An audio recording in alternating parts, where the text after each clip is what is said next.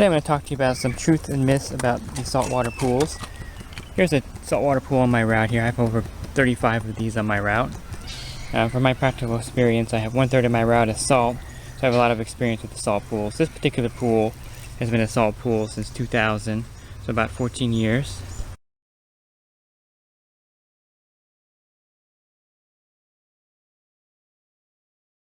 And one of the myths is that the salt in the water will corrode the deck and damage the decking of the pool. You can see that this particular coping is still in really good shape, it's intact. The only damage that this has is from the irrigation with the water calcifying on it. And in reality, there's less salt in the pool than in a human tear. It's not like the ocean, which is really salty, and that would definitely cause damage if your salt level was that high in your pool.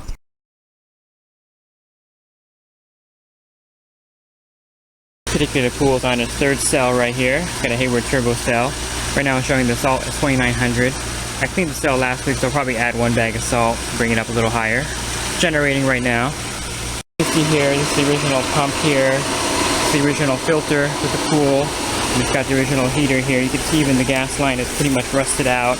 It's over 14 years old, but the system is running good. No damage to the equipment with the salt cell here for 14 years.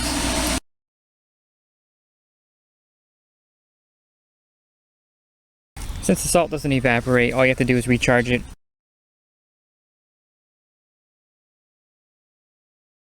Do the initial dose of the salt in your pool, you just have to recharge it every so often from splash out backwashing or if you get a lot of rain. So it's not a big burden to bring 1 or 2 bags of salt and dump them in your pool when needed.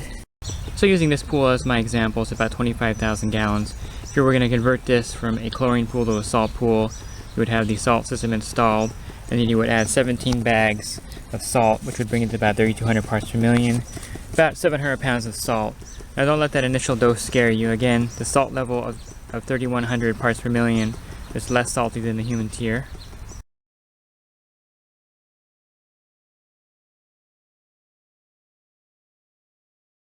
And if your salt pool has the right salt level, you shouldn't even be able to taste the salt in the water.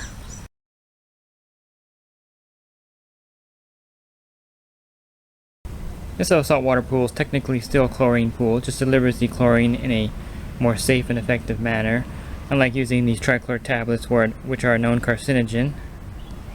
So the best equivalent of what a saltwater generator does to your pool, it'll produce about 1 gallon of liquid chlorine a day. So it'd be like adding 1 gallon of liquid chlorine to your pool every day. So it is a bit of a myth that the saltwater pool is not a chlorine pool. It is, it just produces the chlorine in a different way.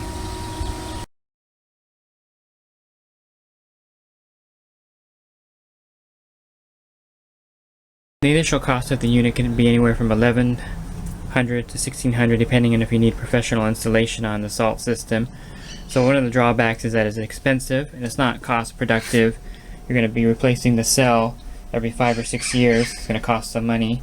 So the salt system is not going to save you any money on chemical costs. In fact, it'll cost you more to have a salt pool than to have a pool with liquid chlorine or even with the trichlor tablets. One of the drawbacks of the salt system, of course, is the cost of the actual salt system and having a saltwater pool, the cost of replacing the salt cell. For customers, the cost factor is not an issue. The benefits of the salt system outweigh any kind of extra cost for their pool.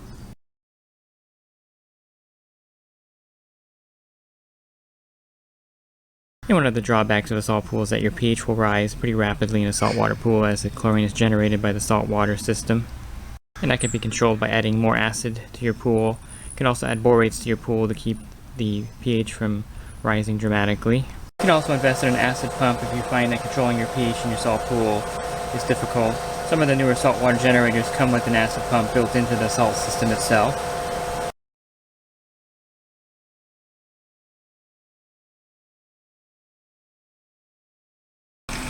So the truth is, these salt systems are very easy to maintain. You just have to learn how your particular system works. And most salt systems will tell you when the salt is good and when it's low, taking all the guesswork out of it. This particular one, the Untitled Chapter, will also tell you when the cell is dirty, when this light flashes. So they're very easy to maintain.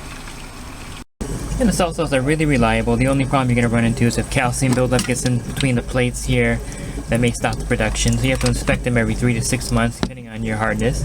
And you would just clean them off with some muriatic acid. I have videos detailing how to clean the salt cells on my channel.